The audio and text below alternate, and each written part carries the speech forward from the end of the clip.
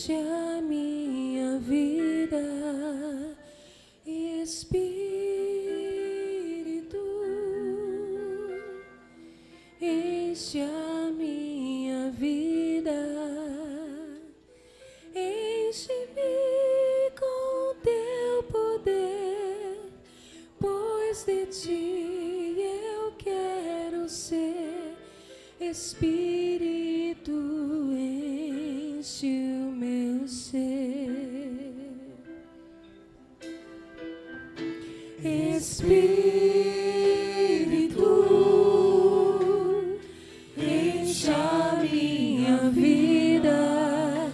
Espírito,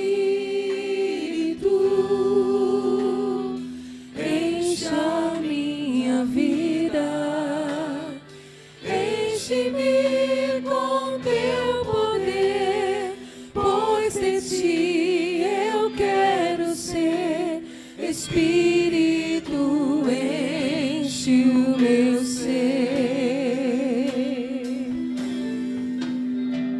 As minhas mãos eu quero levantar e em louvor te adorar. Meu coração eu quero derramar diante do teu altar. Vamos dizer: Espírito, enche a minha vida. Espírito, enche a minha vida. Espírito, enche a minha vida. Enche-me com teu poder, pois de ti eu quero ser. Espírito, enche o meu ser. As minhas mãos eu quero levantar e em louvor te adorar. Meu coração eu quero derramar diante do teu altar. As minhas mãos eu quero levantar e em louvor te adorar e te entregar. Meu coração eu quero derramar diante do teu altar. Diante do teu altar. Diante do teu altar.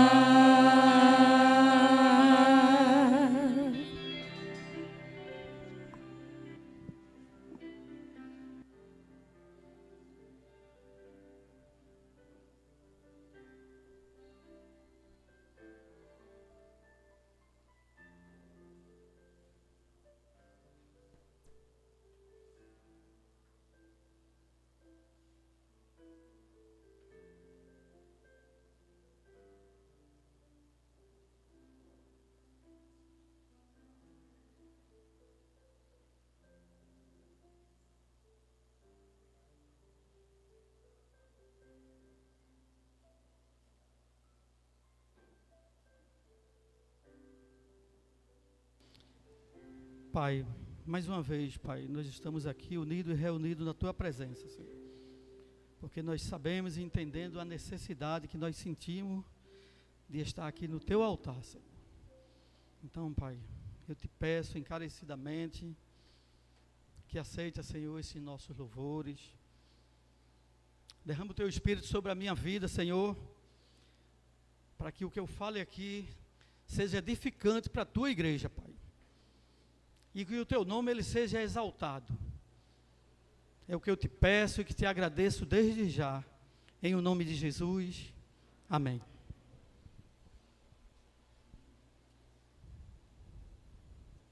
A mensagem que foi lida aqui hoje fala sobre a sabedoria, está lá em Provérbios, no capítulo 9, o versículo 1, que diz: a sabedoria edificou a sua casa, lavrou as suas 7 colunas. O título dessa mensagem de hoje não vai estar diferente do que a gente leu. As 7 colunas que sustentam uma família. É o que o sábio Salomão trouxe aqui para nós essa noite, através da palavra de Deus.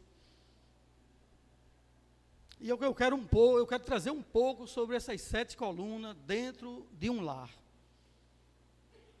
Os 7 princípios que dão sustentação, estabilidade, base e sustentação de uma família fincada na rocha. Amém? Salomão está dizendo que a sabedoria edificou a sua casa e lavrou as suas 7 colunas. É isso que este homem sábio, um dos homens mais sábios da sua época, deixou aqui para nós. Mas eu quero numerar 7 coisas que são importantes dentro de uma família, dentro de um lar, dentro de nossas casas. E em primeiro lugar, é necessário, para eu levantar colunas, eu preciso de fazer uma base. Eu acho que seria insensato eu levantar colunas para fazer uma construção e eu não preparar a base. Porque nós sabemos que existe hoje um ataque contra a família imenso. De todos os lados a família está sendo atacada. Para ser mais claro, sempre houve, mas nos nossos dias o inimigo ele está caindo de testa, né? Vamos dizer assim, é um vocabulário que a gente usa, que quando a gente diz que entrou de testa em algum canto, a gente quer dizer que a gente entrou de corpo e alma. E o espírito ele é perverso, Satanás ele é perverso, e ele está investindo por todos os lados na família, né? Ele quer destruir com a família. A destruição da família, que ela é um projeto de Deus desde o princípio. Então, através da mídia, através das redes sociais, dos influenciadores, das crises econômicas, da internet e da onda desenfreada da violência no mundo, o inimigo ele consegue e tenta minar as famílias. Então eu descrevi algo que é essencial para que uma família ande bem, viva bem e viva pautado na rocha. Amém? Mas antes, eu queria usar um pouquinho a pastora aqui, me perdoe. Possa ser que eu esteja saindo, achem que eu esteja saindo um pouco desse contexto, mas não estou. Eu quero fazer umas perguntas a ela aqui, né? Que aqui nessa igreja, nós temos 4 pedras de tropeço. E a gente precisa de tirar, né? Pedra de tropeço a gente tem que tirar para a gente não se tropeçar nela, né? E eu queria que a senhora se levantasse aqui para me ajudar, a gente observar essas coisas.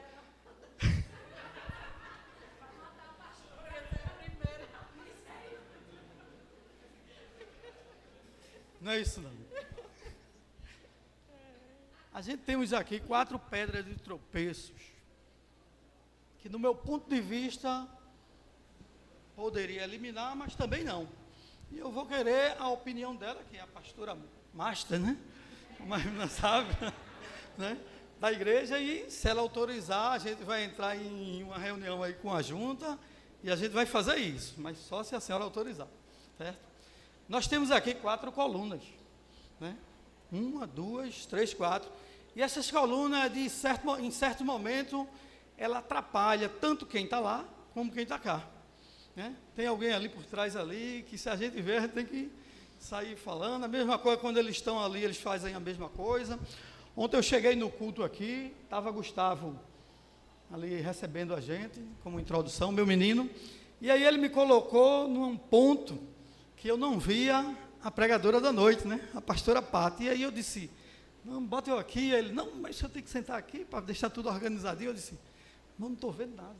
Eu não vim aqui assistir uma coluna, né? Eu vim aqui assistir a palavra de Deus, ouvir a palavra de Deus e ver o pregador. Então a pergunta é o seguinte: a senhora autoriza a gente tirar essas colunas e deixar uma visão panorâmica tanto para a gente, como para quem está ali, nos assistindo aqui, nos vendo? A senhora faria isso? Por que não? Se tirar as colunas, a igreja cai, o templo arreia. Foi bom a sua participação. Mulher sábia, né? Não é à toa que é uma mulher sábia. A gente sabemos que as colunas é quem sustenta uma casa, um templo. Qualquer construção, ele precisa de base, como eu já falei, e de colunas, né? E jamais ela ia ousar, né? Mesmo ela com pouco conhecimento em engenharia, mas ela não iria fazer isso, a não ser que ela viesse a consultar um engenheiro e ele assinasse essa obra. Não é assim? Fiquei até com medo, mas ainda bem que a pastora é sábia e inteligente, né? Então o que é que acontece? Mesmo assim é nas nossas famílias, né? As nossas famílias existem colunas, eu vou trazer 7, mas pode existir milhares, né? Então tem coisas que não podem, é inegociável.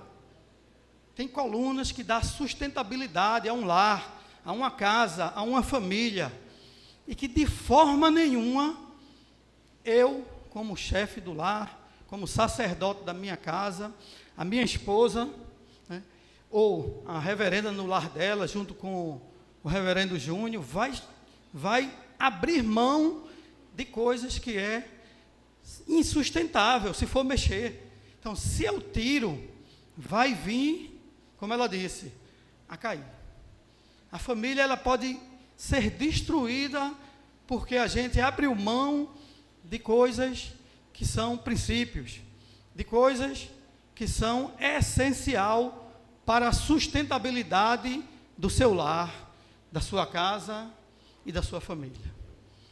Então, essa noite eu quero trazer aqui essas 7 colunas, né? E que vocês reflitam, que não fica só por aí. Claro que existem mais coisas que sustentam um lar, mas como nós não temos tempo, então 7 eu já achei que foi muito, né? Mas como o texto fala em 7, então eu vou tentar correr aqui um pouco para a gente adiantar. E a primeira coluna que sustenta a sua casa e a minha casa é a sabedoria. Um homem sábio, ele edifica a sua casa sobre a rocha, né? Jamais um homem sábio vai edificar um prédio, uma construção, ou a sua casa espiritual em um lamaçal. Então nós precisamos de edificar nossa casa sobre a rocha. E a sabedoria é um dos pilastros para uma sustentação de um lar. Se construir uma casa com a sabedoria, se construir uma casa e com a inteligência, ela se firma, ela não tem como cair. Com a sabedoria e usando a inteligência. Mas para esta casa se estabelecer, dentro desta construção, desta edificação, é preciso que haja inteligência. Não adianta eu querer fazer as coisas da minha forma. Eu tenho que consultar alguém. Muitas vezes, nós estamos edificando nossos lares com sabedoria, mas sem ser inteligente. Então, muitas vezes, a gente precisa de pessoas para abrir nossos olhos, para nos orientar, mesmo assim, em qualquer construção que você for fazer. Não é assim? A gente precisa de pessoas para estar nos orientando. Com a inteligência, se estabelece prioridades. Nós já sabemos que a família é o bem maior, é o bem mais precioso que nós temos nessa terra. E uma escala de prioridade, em primeiro lugar nós colocamos Deus, em segundo lugar nós colocamos a família, em terceiro lugar nós colocamos a igreja, em quarto lugar nós colocamos o trabalho, e assim vai. Os estudos, os amigos, e vai seguindo. Mas alguém pode estar até meio confuso quando eu disse que em primeiro lugar é Deus. Em segundo lugar, a igreja. Né? Em segundo lugar, a família. Em terceiro lugar, a igreja. Alguém pode estar pensando, misericórdia. Esse rapaz aí chega aí e diz que eu tenho que botar a minha família em segundo lugar e a igreja em terceiro. A sua família, numa escala de prioridade, ela está acima da igreja. A gente precisa de ver na Bíblia, né? Porque não somente falar. O bom é a gente ver na Bíblia. Para que ninguém fique meio confuso. Vamos ler lá, 1 Timóteo, no capítulo 5. E o versículo 8. 1 Timóteo, capítulo 5 e versículo 8. Ora, se alguém não tem cuidado dos seus, e especialmente da sua própria casa, tem negado a fé, e é pior do que um descrente. Então, as Escrituras, ela nos diz, ela nos dá uma base, que nós precisamos de colocar a nossa família em segundo lugar. Primeiramente Deus, segundo a família. Eu li um relato de um rapaz, que ele se desviou da igreja. E em uma dos seus testemunhos, ele dizia o seguinte: o meu pai, ele era um homem muito especial. O meu pai, ele era um pastor de uma igreja renomada, ele era um homem renomado, ele era um homem de Deus, ele era um homem que cuidava das coisas da igreja. Só que tinha um problema com o meu pai. Só precisava do seu telefone tocar. Quando seu telefone tocava, e ele estava nos nossos lares, ele se levantava, atendia o telefone, entrava no seu quarto, colocava sua roupa, seu paletó, colocava sua Bíblia embaixo do braço e saía.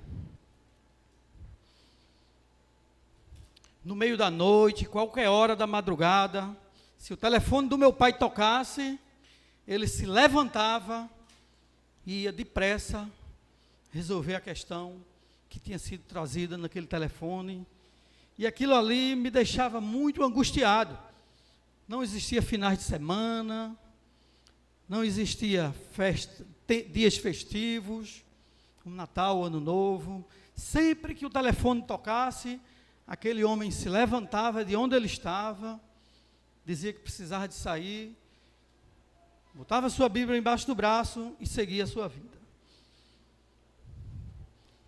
Nos meus aniversários, nos aniversários dos meus irmãos, era um pai carinhoso, mas muito ausente nessas horas. E eu fui crescendo e fui começando a observar o comportamento do meu pai dentro desse contexto. E eu descobri que o meu pai, ele tinha um amante. Todas as noites aquele telefone sempre tocava. Não existia dia nem hora, mas ele sempre tocava. E meu pai se levantava e lá ia ele se encontrar com a sua amante. Quantas vezes nas madrugadas meu pai foi atrás dessa amante? E o jovem dizia: um dia eu quero entender e descobrir o que é que meu pai vai fazer com esta amante.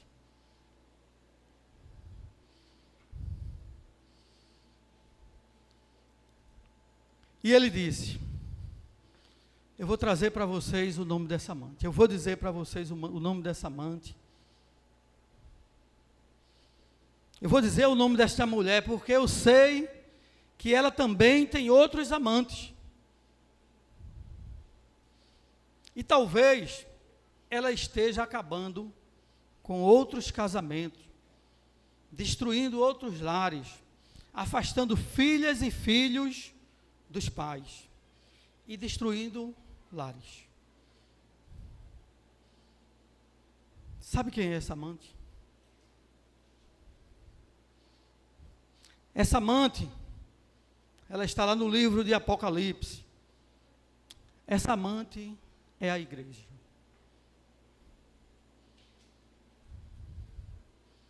É doloroso quando a gente traz uma ideia dessa da igreja. Essa amante é a igreja. O meu pai deixou de lado nossa família para cuidar somente e exclusivamente da igreja.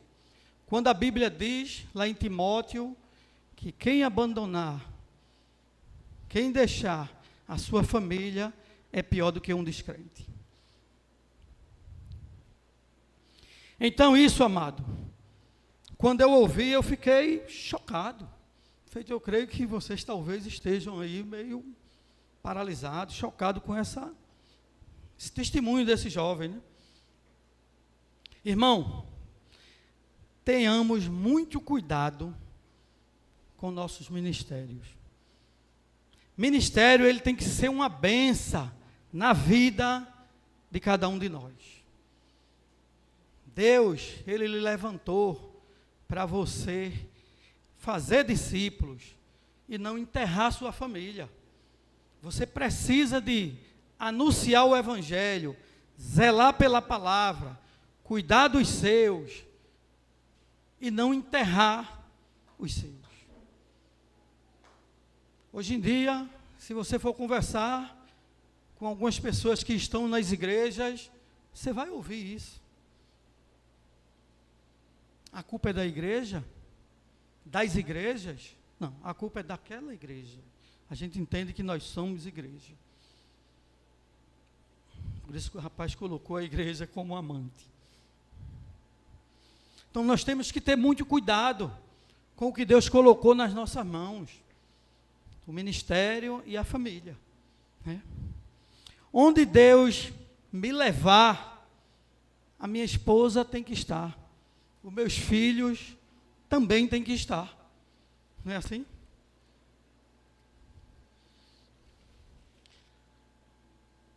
Também nós precisamos ser inteligentes e estabelecer prioridades. Entre outras coisas, inteligência para resolver conflitos nos nossos lares. Mas se eu não estou no meu lar, eu deixo o meu lar, eu abandono o meu lar para cuidar de vidas, que é o meu papel. Eu não estou dizendo que o papel de quem tem um ministério pastoral, ministerial, quem cuida de jovens, tem que abandonar, tem que deixar de lado, não. Mas é necessário que nós cuidamos dos nossos. Amém? Entre outras coisas, inteligência para resolver conflitos nas nossas casas. Inteligência para entender cada filho, porque cada filho é de um jeito, é de uma forma. Então nós temos que estar atento a nossos filhos. Porque nossos filhos, muito embora ele vindo de pais e mães do mesmo sangue, mas cada um ele vai ter o seu comportamento. E nós precisamos estar presentes, senhores pais. Nós precisamos ser presentes na vida dos nossos filhos. A mesma coisa são filhos.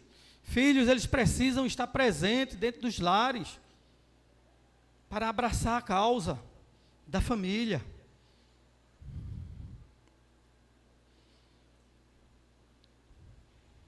É preciso exercer inteligência. Graças a Deus que as mulheres, elas têm esse campo de visão mais aberto, né? Parece que o homem, de vez em quando, o Flávio chega e diz, tu é muito demente, rapaz, as coisas acontecem, tu não presta atenção dentro de casa, e isso. Mas isso é um dom de Deus, dado às mulheres. Vocês, mulheres, vocês são obra-prima de Deus. Vocês são pessoas de ser inteligente.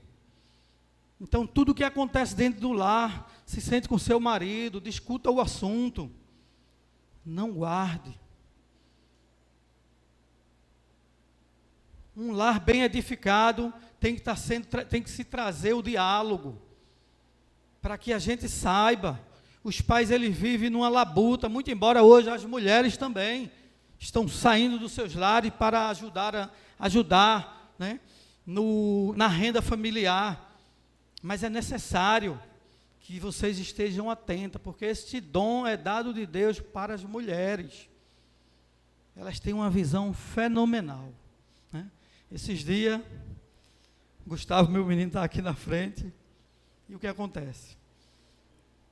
Quando a mulher fala, ele sabe disso, quando a mãe dele diz, Gustavo, tu não faz isso, cara, que tu pode se prejudicar. Gustavo, tu não vai para isso e isso, que não vai dar certo, cara. Hoje em dia ele pensa 2 vezes. Uma hora ou outra ele dá uma doideira e ele resolve não obedecer, né? A desobediência. O que é que acontece? Um domingo que a gente estava pronto para vir para a igreja, eu falei, Flávio, cadê Gustavo, que não chegou ainda? Liguei para ele. Estás aonde, cara? Estou aqui no Cybercafé, é isso? Alguma coisa assim, ele falou que eu nem entendi. Sei que era alguma coisa de café. Eu digo, rapaz, tá bom aí. Ele está fazendo o quê, cara? A hora da igreja, vem-te embora, que tu vai me atrasar todo mundo aqui. Ele disse, eu não vou hoje não. Eu digo, oxe, vem-te embora, cara, tu é doido, tu vai ter que vir, rapaz. A gente está te esperando, tu vai me atrasar todinho. Aí passei para a Flávia. Flávia disse, me dá o telefone. Eu dei a Flávia. A Flávia pegou o telefone, conversou com ele. Falou. E aí eu disse, e aí? Ele disse que não é não. Maldice a ele, é desobediente, não sei o quê. Falou. Eu digo, tá bom, então vamos embora. Está na rua, vou fazer o quê? De noite eu pego ele quando eu chegar da igreja, né? Rapaz, só foi a gente sair de casa, quando a gente rodou um negócio de 500 quilômetros, já vem Gustavo lá. Todo quebrado. Hein? 500 metros. Mais ou menos meio quilômetro, né? Todo quebrado. A Flávia nem viu. Quando eu olhei assim, lá vem Gustavo, o sangue chega, estava pingando. Nada é isso. Parei o carro, Flávio, Gustavo aí todo lenhado. O que foi isso aí, rapaz? Pai, eu caí da bicicleta. Rapaz, eu tive pena na hora, viu? Porque não foi arranhão não, comeu a carne mesmo. Aí eu digo, negão, tu vai para casa, tem um álcool meu lá, tá? Tu faz o seguinte, tu toma um banho rapidinho, mete álcool nisso aí, bota a roupa e vai te embora para a igreja, pega um Uber e vai te embora para a igreja. Ele disse, pai, eu não estou aguentando não, está doendo demais, o senhor está pensando que é brincadeira? Eu digo, então fica aí, sofrendo tua dor. Quem mandou? Olhei assim para ele, eu disse, rapaz, eu fiquei com pena do bichinho. Sofrendo. Cara, quando foi uma semana depois, eu conversando, acho que foi com o Adriano, aí a Adriano perguntou, cadê Gustavo? Eu disse, meu irmão Gustavo está em casa, bicho. Está parecendo que ele está passando pela metamorfose. Está caindo as cascas, e sai a casca, e volta a casca, todo quebrado. Isso é desobediência, meu irmão. Gustavo tinha que sair no domingo, de 2h, sabendo qual é o propósito de uma família cristã. Tinha necessidade? Ele tem a semana toda. Aí no domingo, 2h, vai para Cybercafé, cafeteria. Eu sei que ele foi trabalhar lá, ué? Levou o notebook e estava lá tomando um cafezinho e talvez o propósito era bom, né? Mas estava fora dos princípios. Meu irmão, você é crente, você é um menino de Deus. Você precisa estar estar na casa de Deus. Ainda bem que hoje ele sentou aqui na frente, né? Então, meu querido, esteja na casa de Deus. Porque aqui você vai ter conhecimento para mais para frente Você formar sua família, né? E aí uma família pautada na rocha. Amém? A segunda coluna que sustenta uma casa, que sustenta o lar, que sustenta uma família, chama-se princípio. Né? Princípio é o que eu estava falando. Talvez ele não estava fazendo nada tão fora do comum, mas o princípio para Gustavo, meu e da minha esposa e da família, é que ele esteja ao lado de nós, né, na casa do Senhor. Então isso forma princípio, meu irmão. Então princípio é a segunda coluna que sustenta uma casa.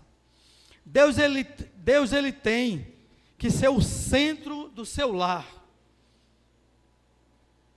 Não é assim? Deus ele tem que ser o centro da nossa casa. Mas só que muitas vezes nós colocamos os filhos, os netos, né, as coisas no centro do nosso lar. É aquilo que está, sobretudo, na nossa casa. Salmo 128. Vamos ler o Salmo 128 na Bíblia.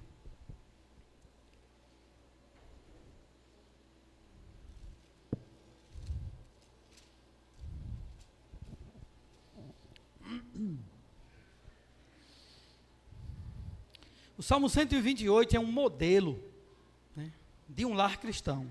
Mas antes da gente ler o Salmo 128, a gente não pode pular o Salmo 127. Vamos primeiro ler o 127. Se o Senhor não edificar a casa, em vão trabalha os que edificam. Se o Senhor não guardar a cidade, em vão vigia os sentinela. Inútil vos será levantar de madrugada, repousar à tarde, comer o pão que penosamente granjeaste. Aos seus amados, ele o dá enquanto dorme. Herança do Senhor são os filhos, o fruto do ventre, seu galardão. Como flechas na mão do guerreiro, assim os filhos da sua mocidade. Feliz é o homem que enche delas a sua aljava. Não será envergonhado quando pleitear contra o inimigo. Salmo 128 diz: temor de Deus é a fidelidade do lar. Então, o homem que teme a Deus, ele é feliz no seu lar. Bem-aventurado aquele que teme ao Senhor e anda nos seus caminhos. Do trabalho de tuas mãos comerás feliz. Do trabalho da tua mão comerás. Feliz serás. E tudo te irá bem. Tua esposa no interior da tua casa será como a videira frutífera. Teus filhos como o rebento da oliveira, a roda da sua mesa. Então, muitas vezes, nós precisamos entender o que nós estamos lendo. Eu creio que os irmãos entenderam a mensagem. Mas eu estou precisando aqui da menina ali da mídia. Cadê ela? Sheila não, é Keila, ou é o esposo dela? Tu coloca aqui para mim. Eu vou colocar uma imagem aqui do que é a esposa. O que é uma videira dentro de um lar.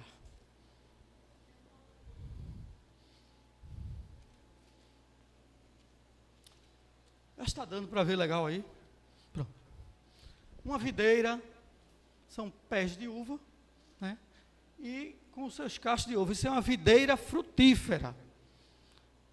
Imagine quando você chegar em casa, a sua esposa ser isso que você está vendo. Com certeza você vai se deliciar quando entrar no seu lar.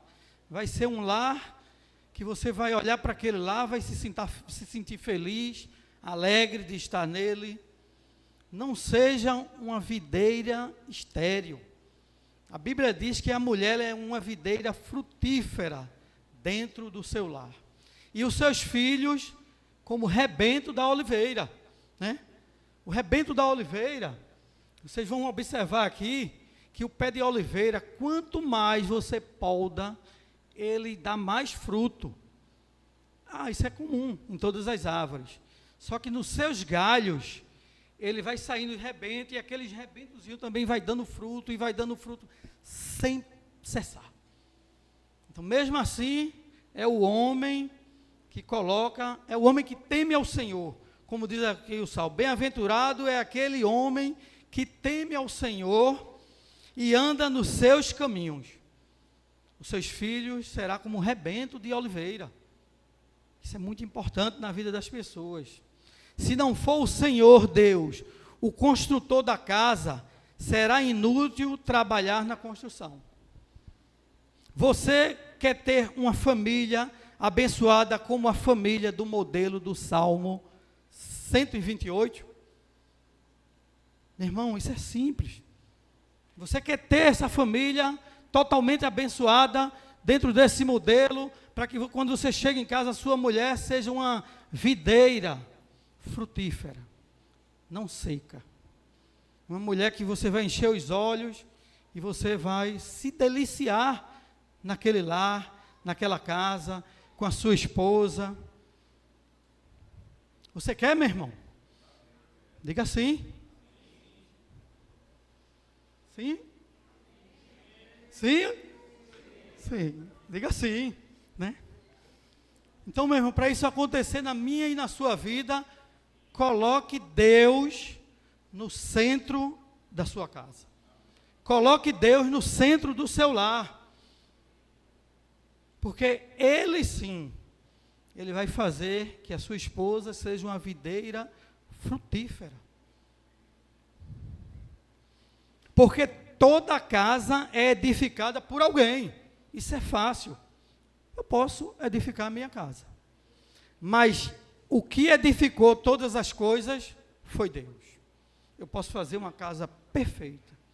Mas se Deus não estiver lá, em vão vigia os que estão à porta. Então, todas as coisas eu posso edificar. Mas Deus é quem edificou todas. Como é que eu coloco Deus no centro da minha casa? Em primeiro lugar, culto nos lares, estabelecer tempos de oração em família, né? E etc, etc. Até que a igreja da gente, graças a Deus, nós temos um discipulado familiar, né? Que nós dá início a isso depois do domingo. E na terça-feira tem culto de oração. Isso era bom nos lares, né? Infelizmente, isso nos lares tem se perdido. Nos nossos lares. Muitas vezes nós negligenciamos esse momento com nossas famílias. Né? E nós precisamos de voltar a praticar isso. Quantos aqui veio de uma família, quando jovem, quando criança, quando adolescente, os seus pais faziam isso nos lares? Pode levantar a mão, viu? Alguns que faziam isso. São poucos. Infelizmente, são poucos. Mas nunca é tarde para recomeçar. Né? Muitas vezes a gente pode estar se questionando, mas a minha família não era cristã, então eu não tinha. Ou se era cristão, meu pai não fazia isso, minha mãe. Meu irmão, não fique pirando por conta disso, não. Nunca é tarde para recomeçar. Comece do zero. Comece a fazer os cultos nos seus lares, cultos familiares. Que eu creio que o lar vai ser edificado dia após dia. Amém?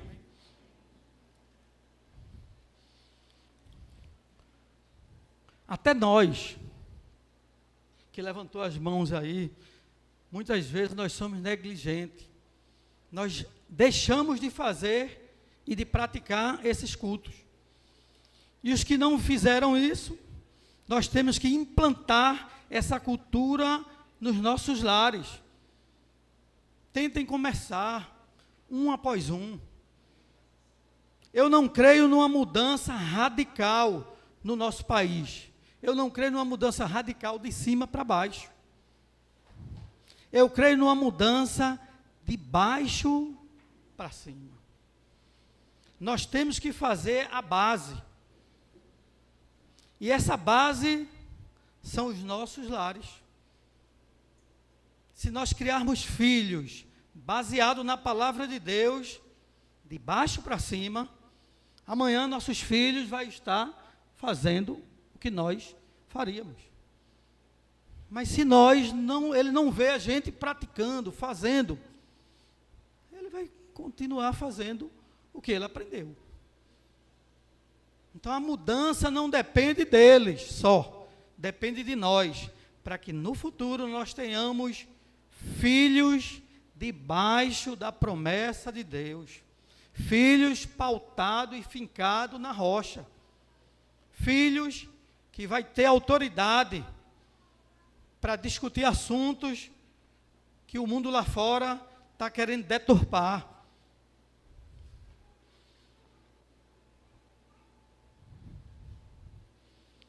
No centro da sua casa, no centro de nossos lares, muitas vezes nós temos televisões.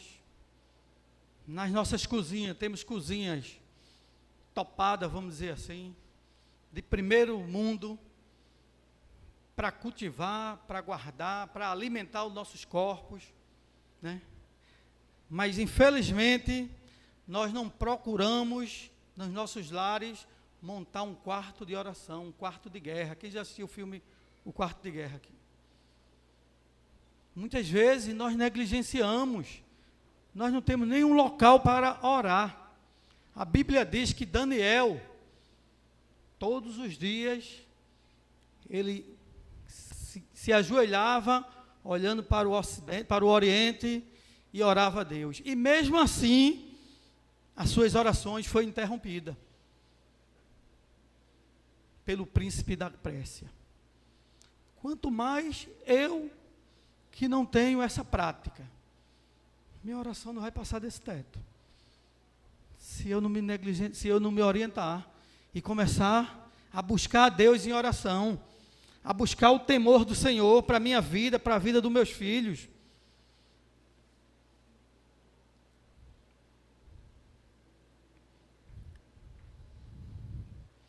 Nós não temos e nem nos preocupamos em construir um quarto de guerra na nossa casa, para nós lutarmos contra o inimigo, que está dia após dia querendo invadir, entrar de todo jeito nos nossos lares.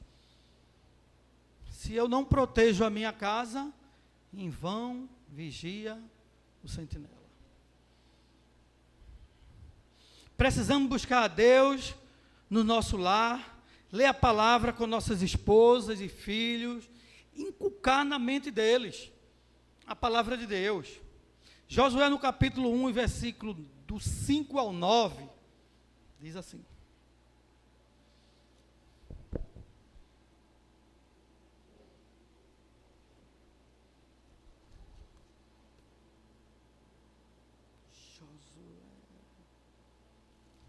Josué capítulo 1,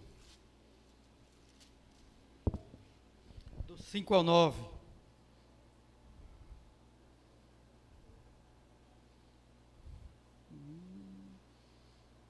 Ninguém te poderá resistir no dia nos dias da tua vida. Como fui contigo, como fui com Moisés, assim serei contigo. Não te deixarei, não te desampararei. Ser forte e corajoso, porque tu farás este povo herdar a terra que sob juramento prometi a dar a seus pais. Tão somente ser forte e muito corajoso, para ter cuidado de fazer segundo a tua lei, que meu servo Moisés te ordenou. Dela não te desviarás, não te desvieis, nem para a direita, nem para a esquerda, para que sejais bem-sucedido por onde quer que andes. Não cesses de falar deste livro da lei, antes medite nele de dia e de noite. Então, meu irmão, isso é uma obrigação do cristão, não deixar de ensinar os nossos filhos, inculcar nas mentes deles, porque o diabo, se você não fizer isso, tem quem faça. Ele está aí, não só ele, como influenciadores, como internet. Então, o mundo está recheado aí de coisa para oferecer a eles. Então, nós, como pais, é que temos que trazer isso à memória, inculcar na mente dele. Amém? A terceira coluna que sustenta a família chama-se obediência. Obediência à palavra de Deus. andar em santidade, se afastar das coisas pecaminosas que nos afasta de Deus. Como posso obedecer a Deus se vivo uma vida fora dos seus princípios divinos? Como é que eu vou obedecer a Deus se eu não cumpro os princípios de Deus? Tudo que eu já falei de princípios. Eu só posso obedecer se eu cumprir os princípios divinos.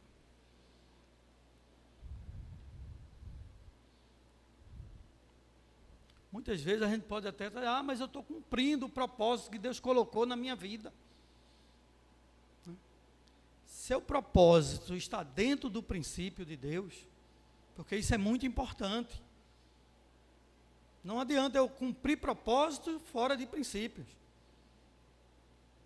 Senão tudo vai por água abaixo. Lembra do jovem Saul, né? Quem lembra aqui do jovem Saul? Deus pegou, levantou Saul, honrou Saul, né?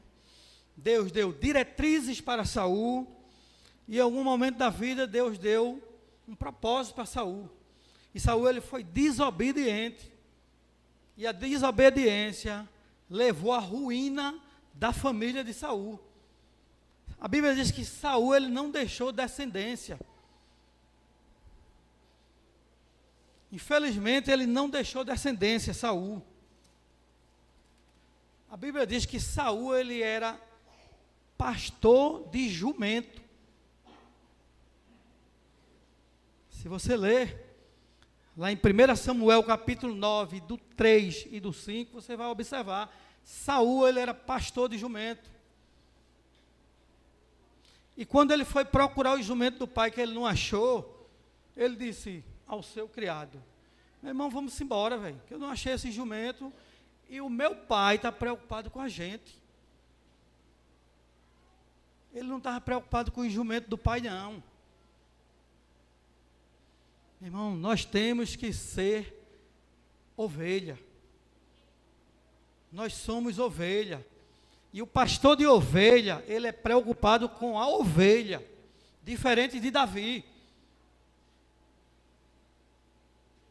Davi, ele disse a Saul que ele tomou da boca do leão e da boca do urso as ovelhas que ele pretendiam e queria devorar. Davi foi lá e tomou, lutou, matou o inimigo.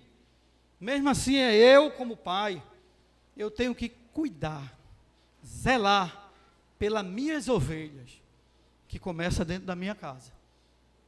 Se eu não cuidar da minha casa, eu vou ser pior do que um descrente. Negligenciei a minha fé. Davi, ele foi bem taxativo. Ele disse, eu tirei da boca do urso e da boca de um leão. O bom pastor, ele dá a vida pelas suas ovelhas. E é isso que nós precisamos, dar a nossa vida pelos irmãos, uns pelos outros, pelos nossos filhos. Mas eu não sou pastor, não é, meu irmão. Se você tem filho, você já é. Se você não tem, mas vai ter. Em nome de Jesus, eu creio que vai ter. E quando tiver, meu irmão, comece, o seu ministério começa aí, pastoral. Cuidar das suas ovelhas, que Deus colocou sob os seus cuidados.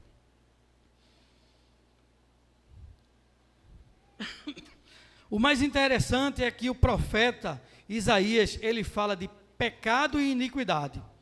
Quando a gente lê lá em Isaías 59 e o versículo 2. Isaías 59 e o versículo 2 diz assim: mas as vossas iniquidades faz separação entre vós e o vosso Deus, e os vossos pecados encobre o seu rosto de vós, para que vos não ouça.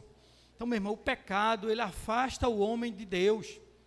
E as iniquidades. Existe uma diferença entre pecado e iniquidade. Pecado, ele afasta o homem de Deus. A iniquidade, ele também afasta o homem de Deus, que o profeta Isaías está dizendo. O problema é que a iniquidade é quando o pecado, ele está sendo legalizado na minha e na sua vida. Muitas vezes, o que era pecado, hoje já não é mais. Porque o sistema legalizou. Isso é iniquidade, meu irmão. Pecado, ele é pecado em qualquer instância para Deus. Não é porque o governo ou o sistema do país que nós vivemos legalizou, aí agora eu vou aceitar. Esses dias eu estava conversando com Júlia em casa, e eu estava conversando com ela e dizendo, daqui a 10, sei lá, talvez até antes, se brincar a gente vai ter que estar casando casais de homossexuais dentro das igrejas. Obrigatoriamente, porque vai estar legalizado. Se brincar, meu irmão, se a gente não lutar por isso, não lutar por esta causa, nós temos que lutar, nós não precisamos de aceitar, não.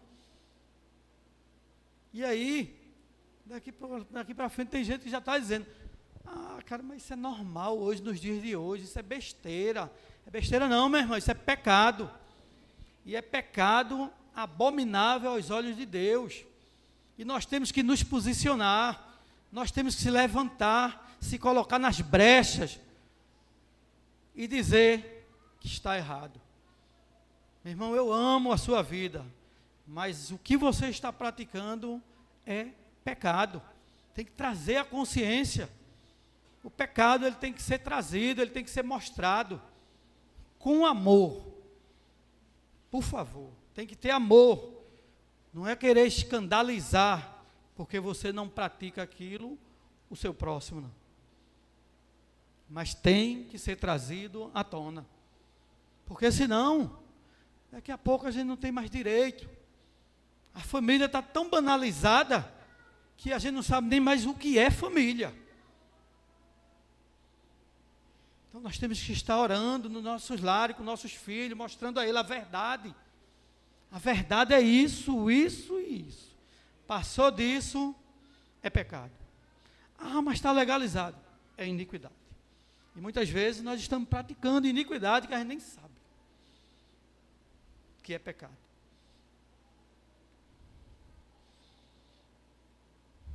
A Bíblia diz que os nossos pecados, e os nossos pecados e nossas iniquidades nos impedem de chegar a Deus. Muitas vezes a gente lutamos para não pecar, mas estamos fazendo coisa que a gente nem sabe, porque está legalizado pelo sistema. E aí o cara, quando se pega, está lá, praticando iniquidade, porque não sabe. Não sabe por quê? Está aqui. Buscai ao Senhor enquanto se pode achar. A Bíblia ela está aqui, ela está recheada de exemplos para mim, para o meu lar, para o seu lar, para os seus filhos, para os filhos dos seus filhos e para as próximas gerações. Não é só para mim não. Então, se não é só para mim, eu tenho que ensinar. Porque, sei lá, daqui a 10 dias, 10 anos, 10 semanas, eu vou estar aqui. Então, eu tenho que inculcar na mente dos meus filhos, para que as próximas gerações estejam também conhecendo a verdade.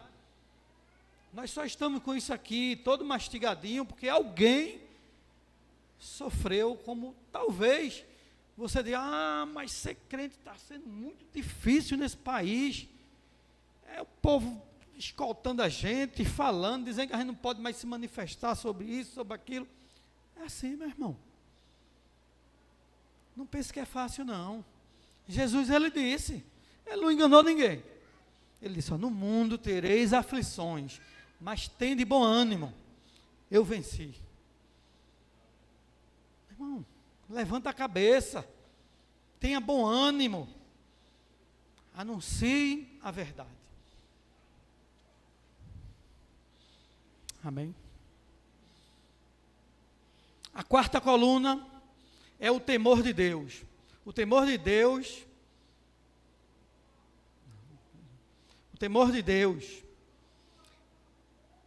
tem que ter, todo homem tem que ter o temor de Deus, senão fica vulnerável às armadilhas de Satanás. Todo homem, ele precisa de ter o temor de Deus. Provérbios capítulo 9 e 10 diz, O temor de Deus é o princípio da sabedoria e o conhecimento dos santos é a prudência. Para eu viver uma vida temente a Deus, eu preciso conhecer sua palavra, porque quando eu oro, eu falo com Deus. E quando eu leio a Bíblia, Deus está me instruindo. Deus está me mostrando como eu devo me comportar, andar e viver uma vida dentro da sua palavra.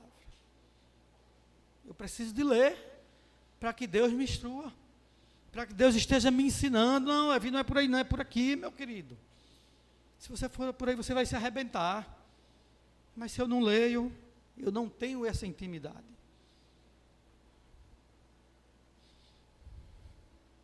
Mas quando eu busco a ler as Escrituras, é Deus quem está me guiando, falando comigo. Trocando por miúdo, é preciso ler mais a Bíblia para ouvir a voz de Deus, para ter intimidade com Deus, para ser sensível à voz de Deus. Muitas vezes Deus está falando com a gente e a gente não está nem... Está feito aruá sem casca.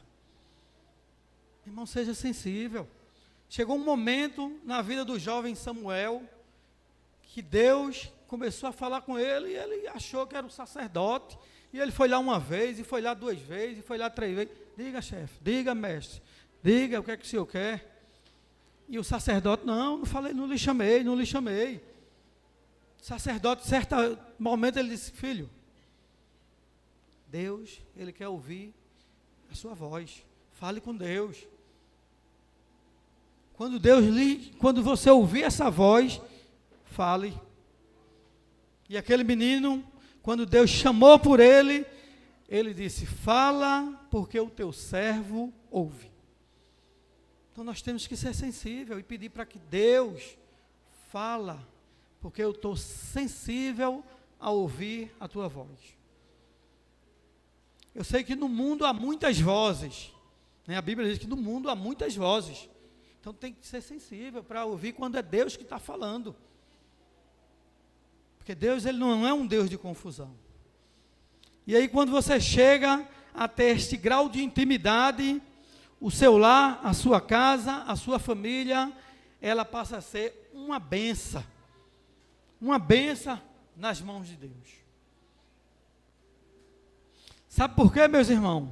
Porque você é temente a Deus, é obediente a Deus e é inteligente para as coisas de Deus. Vocês sabem que até o diabo, ele teme a Deus. Até o diabo, ele é temente. Ele teme e treme. Né? Muitas vezes, o diabo, ele sabe quem é Deus, ele conhece o poder de Deus.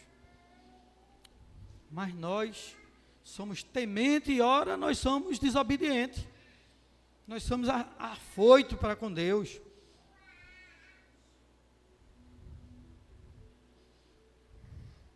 Mas em alguns momentos eu até entendo a posição do diabo. O problema do lapeta, que não é cá, né? É lá para lá. Não é para cá não, tira o cá. Pelo amor de Deus. Lapeta. O problema do lapeta é que ele não tem lar. Então ele anda querendo invadir o seu lar. Jesus disse, eu vi Satanás quando tu caísse do céu. E lá em Jó, ele diz que ele anda rodeando, feito um leão, porque ele não é leão, mas é feito um leão, tentando dragar as nossas famílias, os nossos filhos, os nossos lares, as nossas esposas. Esse é o papel do lapeta, viu? Bem para lá para o inferno, para cá nada. Você não é bode, você é ovelha. E ovelha é obediente e sábia, tem princípios, tem temor pelo seu Senhor, essa confia e só segue a voz do seu Senhor. Irmão, nós somos isso. Jesus disse: o bom pastor, ele cuida das suas ovelhas.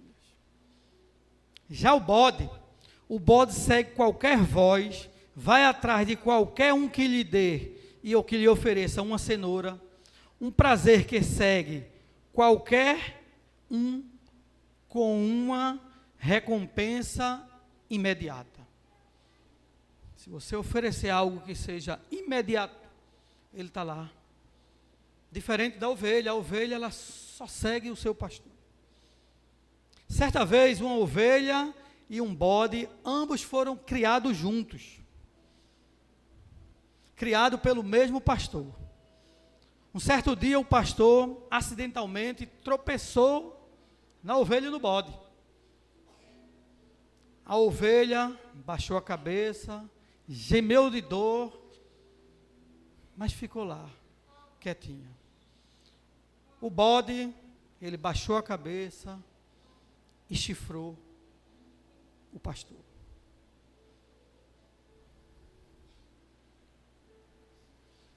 O bode, ele é maléfico. Ele não respeita a autoridade. Ele não respeita o próximo. Ele é um animal agressivo. Você é ovelha. Ovelha, ela é dócil. A ovelha é temente a seu dono. Ela é submissa e fiel. A fidelidade da ovelha é a mesma fidelidade que tem que estar na minha vida e na sua vida. Já o bode, ele é rebelde e volúvel. Não é confiável, muda de comportamento com facilidade. É um animal que você tem que ter muito cuidado com o bode. Meu irmão, se você tem o temor do Senhor, a sua casa, a sua vida, o seu lar, ele vai dia após dia sendo abençoado. Dia após dia, Deus vai derramando bênçãos sobre os nossos lares. A quinta coluna que sustenta uma casa é o perdão. O perdão para com o próximo, para com nossos filhos. Muitas vezes nós machucamos nossos filhos. Muitas vezes nossos filhos machucam os pais. E nós precisamos de nos perdoar. E essa reflexão sobre o perdão, eu não quero falar não. Eu só quero que vocês curvem suas frontes. Que o nosso ministro de louvor, ele vai tocar um louvor. Então, curve suas frontes. Esteja ligado no céu nesse momento.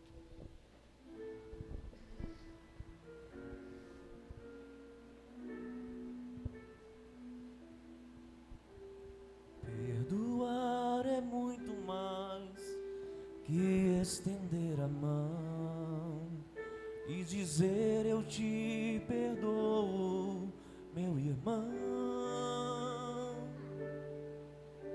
Usar a voz é fácil, apertar a mão também.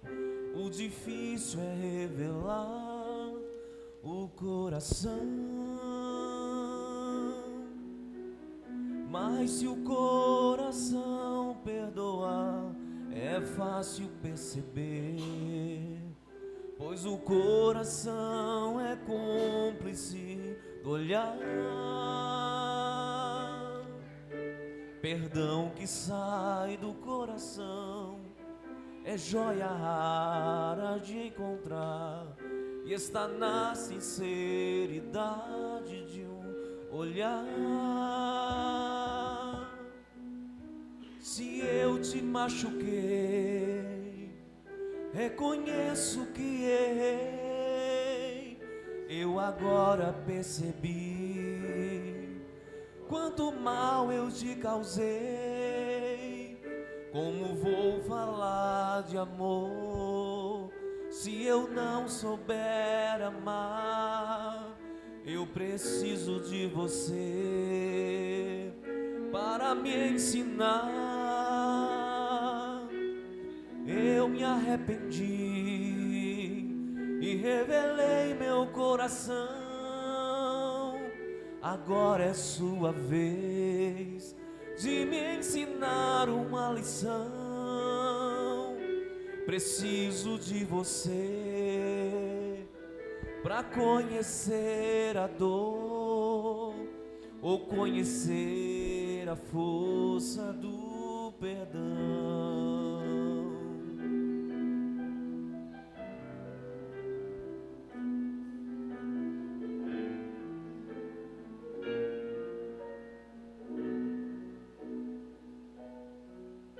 Se eu te machuquei,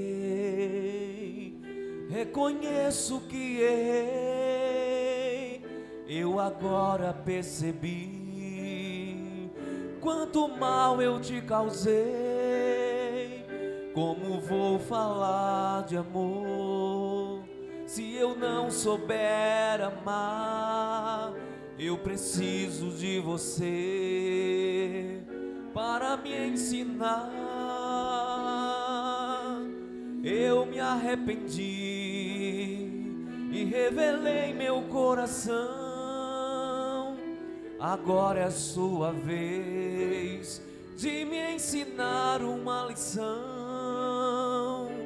Preciso de você para conhecer a dor ou conhecer a força do perdão.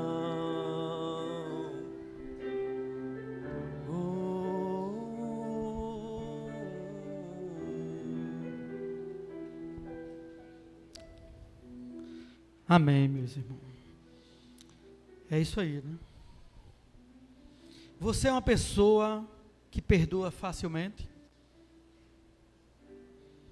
Você tem facilidade de perdoar? Se não, peça a Deus, meu irmão, que Ele vai trazer, vai lhe dar. Porque Deus dá tudo o que o nosso coração deseja, se tiver dentro dos propósitos, dos princípios. E eu sei que é princípio de Deus, é propósito de Deus que nós perdoemos uns aos outros. Jesus nos ensinou a oração do Pai Nosso. Pai, perdoa da mesma forma que eu perdoar o meu irmão. Então Ele vai me perdoar dessa mesma forma que eu perdoar o meu irmão. Você já perdoou alguém que te feriu? Alguém que te ofendeu? Alguém que te maltratou? Talvez você já disse: bem, eu te perdoo, meu irmão, mas eu não quero ver esse cara perto de mim, né? Muitas vezes a gente usa esse critério: vou perdoar meu irmão, porque eu sei que Deus só vai me perdoar se eu perdoar ele. Isso eu tenho minha consciência e eu tenho que fazer esse papel como cristão. Vou perdoar. Vai lá e perdoa o irmão, se abraça. Agora, meu irmão, fique bem longe, lá longe de mim, porque eu não vou ficar mais perto desse cara não. Esse cara vai me ofender de novo, vai me maltratar de novo. Muitas vezes nós usamos esse critério para com o nosso irmão. Da mesma forma que eu perdoo, né? Dessa forma, Deus também vai usar esse critério para comigo. Agora vamos imaginar Deus lhe perdoando. Você pecou, blasfemou, fez tudo para com Deus, fora desses princípios. E agora você está lá arrependido, pedindo perdão para Deus. Deus vai lhe perdoar? Com certeza, né? Mas imagine que Deus use o mesmo critério com o que você usou com aquele irmão. Tá bom, Roberta? Está perdoado. Agora, suma da minha frente. Não quero lhe ver mais nunca. Imagine, meu irmão, se Deus usasse esse mesmo critério. Que eu, quando eu oro a Ele, digo a Ele: me perdoe da mesma forma. Então, se eu perdoo o meu irmão assim, eu estou dando a brecha para que Deus faça da mesma forma. Lhe perdoo. Agora, suma daqui de perto de mim. Porque não foi dessa forma que eu perdoei meu irmão, para viver longe dele, quer nem ver a cara dele. Então, meu irmão, nós temos que saber perdoar da mesma forma que Deus vai nos perdoar. E eu creio que o perdão de Deus é um perdão que Ele esquece tudo o que você fez. Então, nós precisamos de exercer esse perdão. Lá em Mateus, no capítulo 7, diz: pois com o critério que julgardes, serás julgado. Então, nós precisamos de perdoar perdoando. Não é perdoar afastando, não. Perdoar o meu irmão perdoando de coração. Ele me machucou. Não é assim? Eu só posso machucar quem está próximo de mim. Jamais eu vou machucar um primo meu que está lá em São Paulo. Nós vamos estar um dia ou outro se batendo, se esbarrando, um machucando o outro. E temos que estar exercendo esse perdão dia após dia, nos nossos lares, com nossos filhos. É o mais fácil. É o que mais acontece. Muitas vezes nós chegamos e dizemos coisas com nossos filhos que não agradam nem a ele, nem a nós. E depois nós temos que entender que é errado, que nós erramos. E temos que estar pedindo perdão.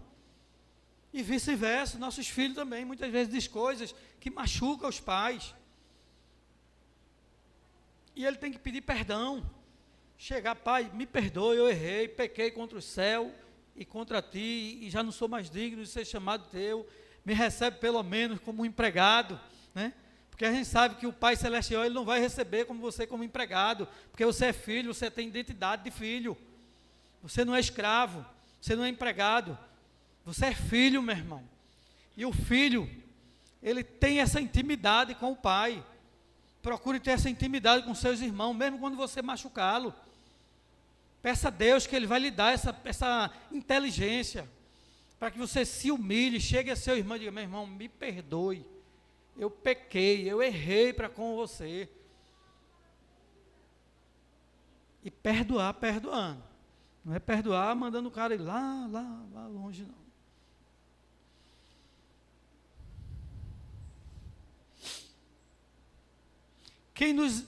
Quem mais nós amamos é quem mais nós machucamos. Muitas vezes nós amamos nossos filhos, nossas esposas, mas uma hora ou outra está lá, trazendo uma alfinetada, trazendo um problema. E tem que ser sensível para saber quando está fazendo isso, porque ninguém é maluco, a gente sabe que estamos errando para com nossos cônjuges, com nossos filhos. Nós precisamos de exercer o perdão.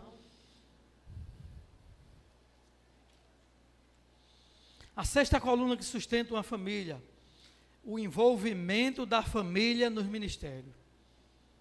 Quando os filhos, a esposa, o marido estão envolvidos no ministério, a casa é uma bênção, o lar é uma bênção. Josué disse no seu capítulo 24 e 15: eu e minha casa serviremos ao Senhor. Josué sabia do que ele estava dizendo, porque ele inculcava a palavra de Deus na vida da sua casa, dos seus filhos, no seu lar, com a sua esposa.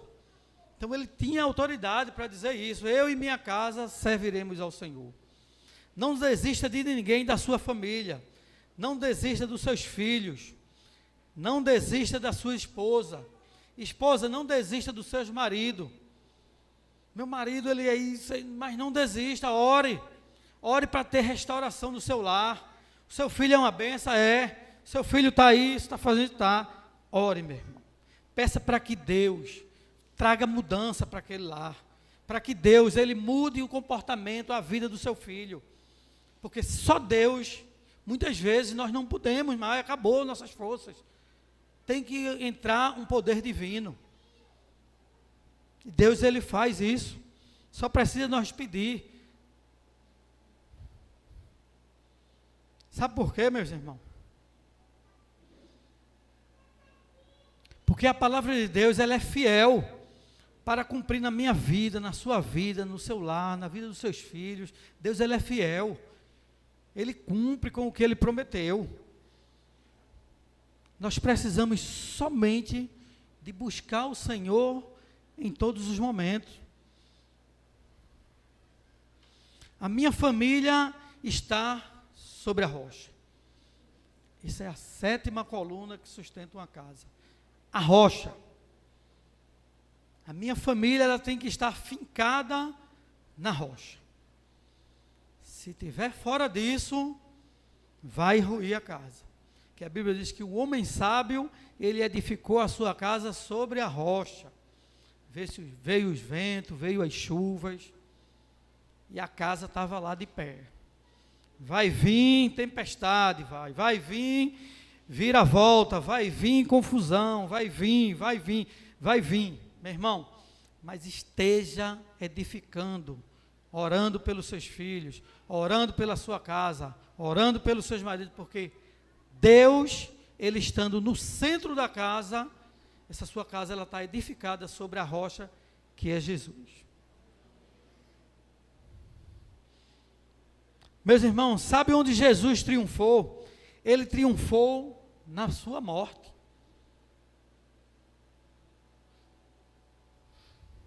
A morte de Jesus é a nossa vitória.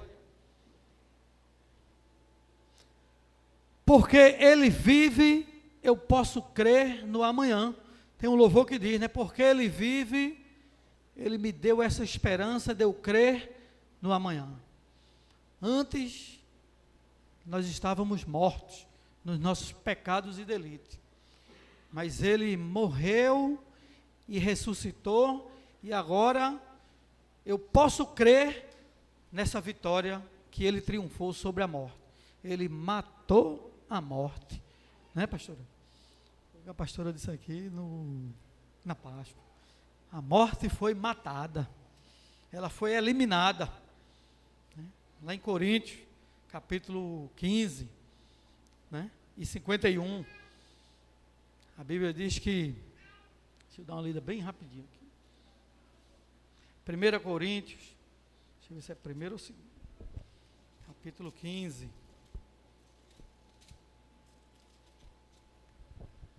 E o versículo 51. Os vivos serão transformados. Isto afirma, meus irmãos, que a carne e o sangue não podem herdar o reino de Deus, nem a corrupção herdar a incorrupção. Eis que vos digo um mistério. Nem todos dormiremos, mas transformados seremos todos. Num momento, num abrir e fechar de olhos. Ao ressoar da última trombeta, a trombeta soará, os mortos ressuscitarão incorruptíveis, e nós seremos transformados. Porque é necessário que este corpo corruptível se revista da incorruptibilidade, e que o corpo mortal se revista da imortalidade. E quando este corpo incorruptível se revestir de incorruptibilidade, e o que é mortal se revestir da imortalidade, então se cumpre a palavra que está escrita: tragada foi a morte pela vitória. Onde está, ó morte, a tua vitória? Onde está, ó morte, o teu aguilhão? O aguilhão da morte é o pecado, e a força do pecado é a lei. Mas graças a Deus, que nos dá a vitória, por intermédio do nosso Senhor Jesus Cristo.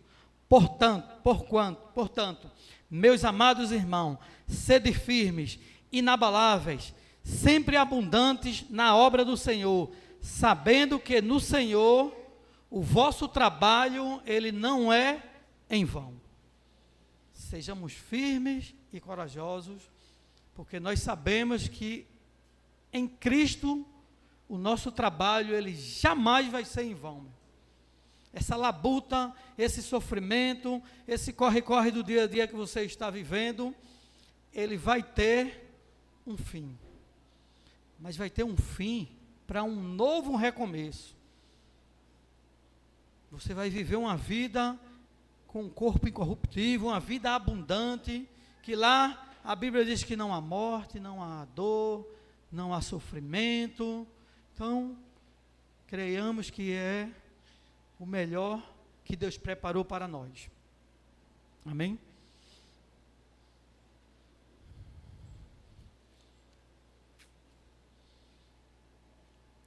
Em Horebe, eu edifico a minha casa sobre ela.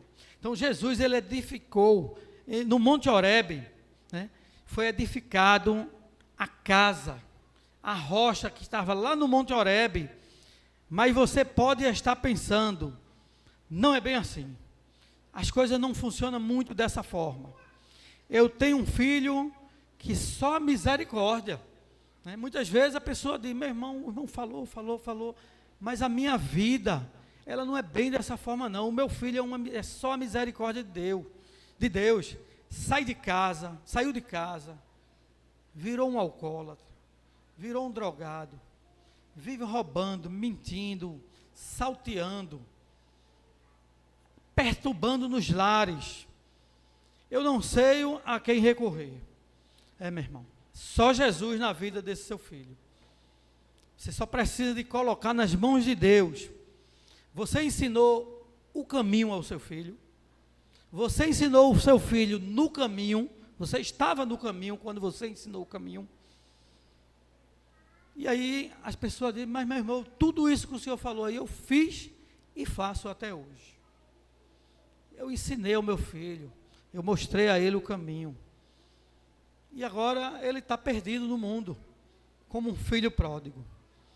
Mas deixa eu dizer para você, meu irmão, há uma promessa contida na Bíblia, que se tornou,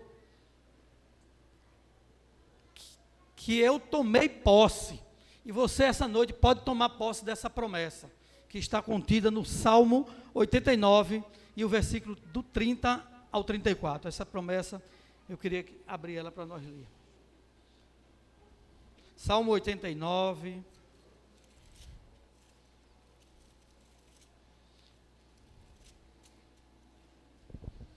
E o versículo do 30 a 34. Amém?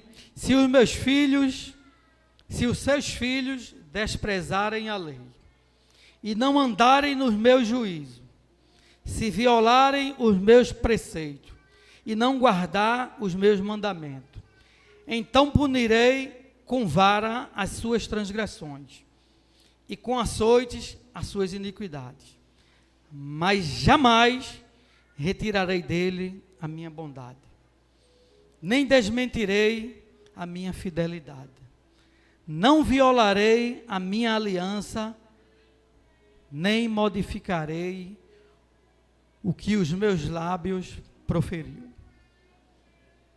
Isso é uma promessa, meu irmão. Para mim, para você, para seus filhos, para os filhos dos seus filhos. Seu filho é uma bênção. Deus, ele vai puni-lo. Mas a promessa que Deus fez aqui nesse Salmo 89, ele jamais vai desamparar.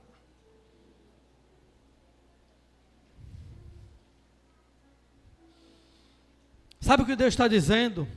O processo é doloroso, mas descansa. Eu, o Senhor, não retirarei dele a minha fidelidade. Porque nós sabemos que Deus, ele é fiel. Ele é fiel para cumprir com a sua aliança que ele fez com minha família e com a sua família. Tu és fiel, Senhor. A gente canta. Tu és fiel. Eu sei que tu és fiel. E ainda que eu não mereça, tu permaneces assim. Fiel, Senhor, meu Deus, fiel a mim.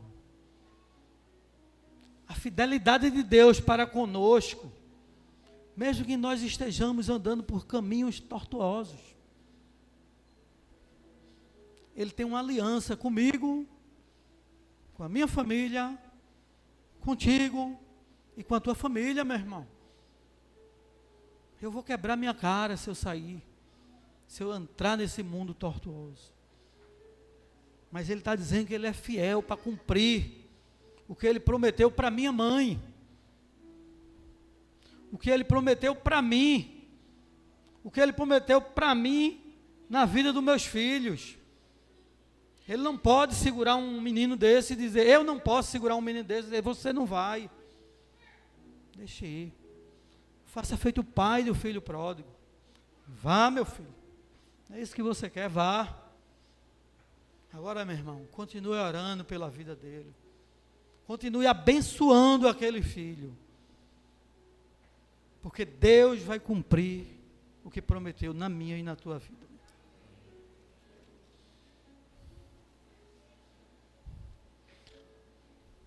Meu irmão, é muito mais que salvar você. Não é só isso que Deus quer para a minha vida, não. Me salvar e ponto. Eu estou salvo. É muito mais que isso.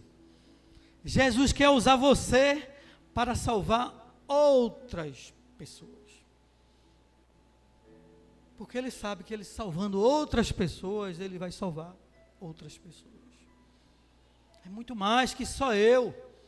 O Evangelho que para em mim, se o Evangelho chegar até mim e parar em mim, eu não creio nesse Evangelho. Para mim esse é um Evangelho medíocre. É um Evangelho pobre. O Evangelho ele tem que transpassar gerações. Ele tem que ir além dessas portas. Essas portas não podem segurar o Evangelho aqui não. Se nós não fizermos esse papel de anunciante do Evangelho, nós estamos sendo medíocres. Nós precisamos anunciar Jesus à nossa família, aos nossos parentes e até os confins. Jesus certa vez perguntou aos seus discípulos, Mateus capítulo 16, versículo 13, para a gente encerrar.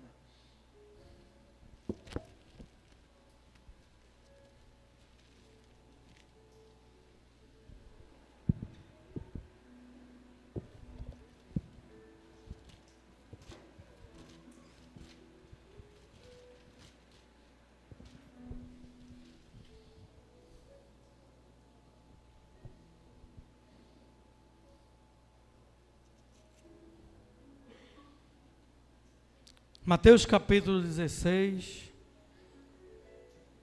do 16 ao do 13 ao 18. Indo Jesus para o lado de Cesareia de Filipe, perguntou a seus discípulos: quem diz o povo ser o filho do homem? E eles responderam: uns dizem João Batista, outro Elias, outro Jeremias, ou algum dos profetas. Mas vós, continuou ele, quem dizeis que eu sou? Respondeu Simão Pedro, disse: tu és o Cristo, o Filho do Deus vivo. Então Jesus afirmou: bem-aventurado és Simão Barjonas, porque não foi carne e sangue que te revelaram, mas meu Pai que está nos céus. Também eu te digo que tu és pedra, que tu és Pedro, e sobre esta pedra edificarei a minha igreja, e as portas do inferno não prevalecerão. Amém, meu irmão. O que Jesus está dizendo a seus discípulos: Pedro, tu és Kefas. Pedro, Kefas quer dizer Pedro, derivado de pedra, pequena pedra, mas sobre esta pedra edificarei a minha igreja. Jesus disse assim a Pedro. Talvez Pedro nem entendeu naquele momento. Pedro, aqueles caras, eles vão me bater, eles vão me quebrar, eles vão escarnecer de mim, eles vão me moer, eles vão bater tanto em mim, que a pedra que os edificadores rejeitaram vai voar pedaço para todo lado, e tu és ela. Tu és uma pequena pedra, Pedro. E hoje eu e você somos essa pedra, essa pequena pedra. Somos aquela partícula que quando aqueles homens chicoteavam, que na ponta do chicote tinha uns galhos, pedaços de ossos que voava. Ele foi, e ele hoje está em mim, está em você. aquele pequeno pedacinho de pedra, é eu e você. Mas sobre este pequeno pedacinho de pedra, Ele edificou a sua igreja, na minha vida e na sua vida, meu irmão. E em nome de Jesus, as portas do inferno, ela não vai prevalecer sobre a minha casa, nem sobre a sua casa. Em o nome de Jesus, eu creio num Deus que Ele transforma a vida. Em o nome de Jesus, eu creio que Deus hoje Ele está levantando homens e mulheres aqui neste local, para sair de cabeça erguida e dizer: eu e minha casa serviremos ao Senhor. Graça e paz.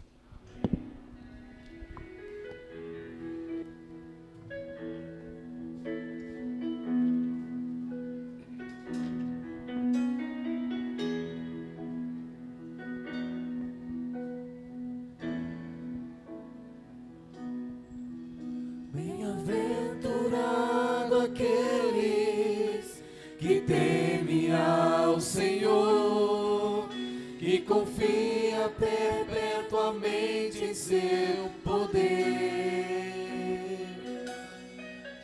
e medita de dia e de noite, noite e dia sem fim.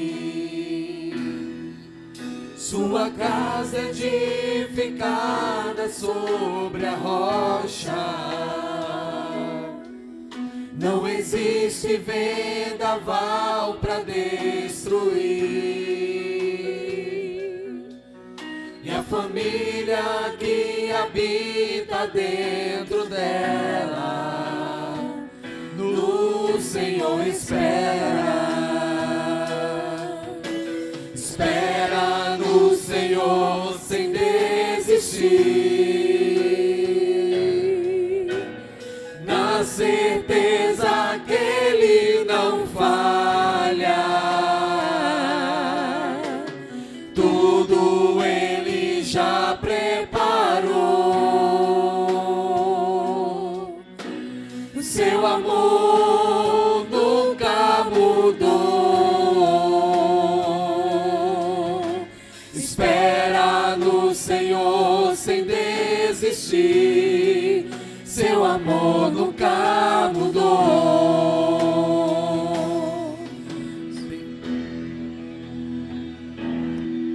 Sua casa é edificada sobre a rocha, não existe vendaval para destruir. E a família que habita dentro dela, no Senhor espera. Então espera no Senhor. Espera no Senhor sem desistir, na certeza que Ele não falha. Tudo Ele já preparou. Seu amor nunca mudou. Espera no Senhor sem desistir, seu amor nunca mudou. Espera no Senhor sem desistir, na certeza que Ele não falha. Tudo Ele já preparou. Seu amor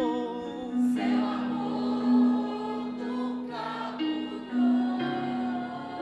Então espera no Senhor sem desistir, seu amor nunca mudou. Espera no Senhor sem desistir, na certeza